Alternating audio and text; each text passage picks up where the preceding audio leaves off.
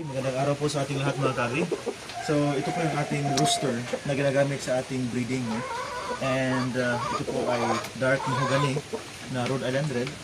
And makikita natin dito, medyo mataas na ang kanyang kine. Ito. Oh, wait ha. Ito. Medyo mataas na ang iyang tahod. At medyo matulis pa.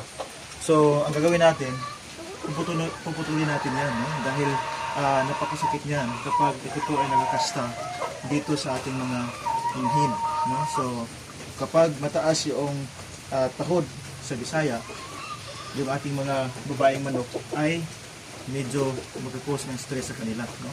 And since masakit, so yung mga babae hindi na o wala nang ganang magpakasta sa lalaki. So ang ating gagawin ngayon, puputulin natin ito. Okay? Pause.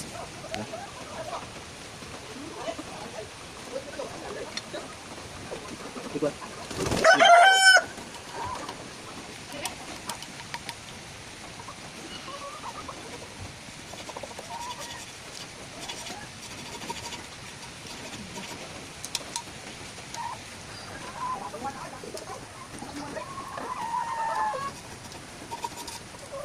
Kahul. Naitin lang. Itin. Bakit lagi na maigong sa nakatiin? Ako lang sa inyo. Okay. Lab. Automatic lab.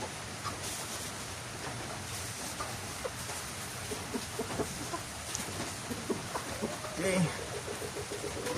So, to avoid any infection sa kinahanglan, ito ang lintihan niya. Actually, ang uban, pasagdaan rago niya siya. Pero nga to alang para masiguro ginato kay since mahalon ng taon niya itong mga kuan-food manok or breeder. So, muna na atagin niya siyang lintihan ng taro. Ito na yung pagbitirahin.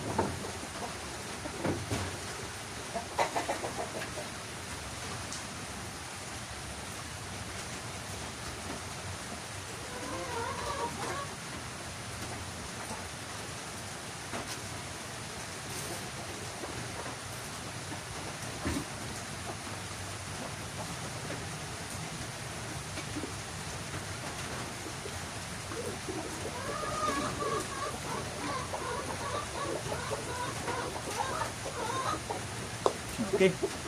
So, andaw na po din siya para nga mag-upa.